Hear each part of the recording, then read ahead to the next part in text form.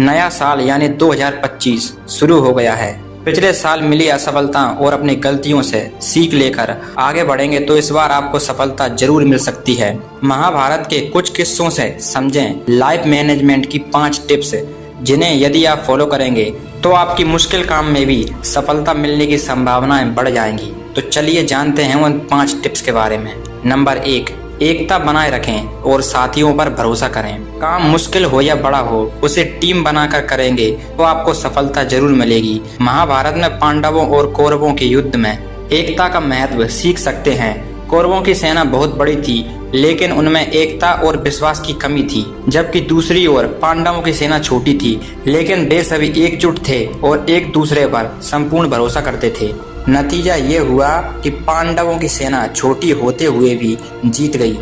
Number 2, अपनी जिम्मेदारी ईमानदारी से निभाएं। सफल होने के लिए सबसे जरूरी बातों में से एक बात यह है कि आप अपनी जिम्मेदारी ठीक से निभाएं। कौरव सेना में भीष्म, द्रोणाचार्य जैसे योद्धा अपनी जिम्मेदारी ठीक से नहीं निभा पा रहे थे। भीष्म धर्म अधर्म के संशय में उलझे हुए थे और अपने वचन में फंसे हुए थे। इस वजह से वे पूरे मन से युद्ध नहीं कर पा रहे थे। द्रोणाचार्य भी अपने पुत्र अश्वत्थामा के मोह में फंसे हुए थे। इसी वजह से ये सभी योद्धा कौरव सेना को जीत नहीं दिला पाए।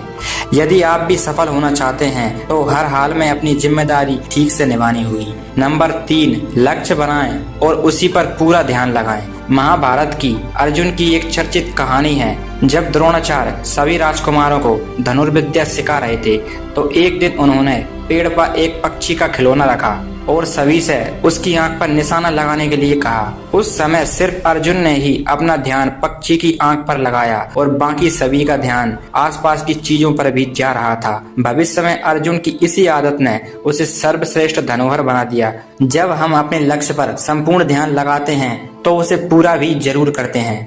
नंबर 4, समय का सही उपयोग करें। समय का सही प्रबंधन आपको सफल बना सकता है। महाभारत में जब पांडवों का वनवास चल रहा था, उस समय लगभग ये तय हो गया था कि वनवास के बाद कौरवों से युद्ध हो सकता है। ऐसे में अर्जुन ने वनवास के दिनों में सही समय का सही इस्तेमाल करते हुए भगवान शिव से दिव्यास्त्र पाने के लिए तप किया और भगवान शिव की कृपा भी प्राप्त हुई। महाभारत के युद्ध में इन्हीं दिव्यास्त्रों की मदद से पांडवों की जीत हुई। हमें अपने समय का सही इस्तेमाल करना चाहिए, तभी हमें सफलता मिल सकती है। नंबर 5, विकल्पों का चयन सोच समझकर ही करें। महाभारत युद्ध शुरू होने वाला था। पांडव और कौरव दोनों ही अपने पक्ष में श्री कृष्ण को करना चाहते थे। इसी इच्छा को पूरा करने के लिए अर्जुन और दुर्योधन श्री कृष्ण के पास पहुँचे। उस समय श्री कृष्ण ने कहा, एक ओर मेरी पूरी अजय नारायणी सेना है और दूसरी ओर मैं अकेला रहूंगा और मैं युद्ध में शस्त्र भी नहीं उठाऊंगा। ये बात सुनकर दुर्योधन ने नारायणी सेना चुन ली और भगवान श्री कृष्ण अर्जुन पक्ष में चले गए। जब ये बात कर्ण, भीष्म, द्रोणाचार्य और शकुनी को पता चला तो सभी दुर्योधन के चयन पर दुखी हो रहे थे। यहीं से कौरव पक्ष के अधिकतर योद्धाओं को लगने लगा था कि जहां श्री कृष्ण होंगे वहीं जीत होगी। बाद में नतीजा यही हुआ।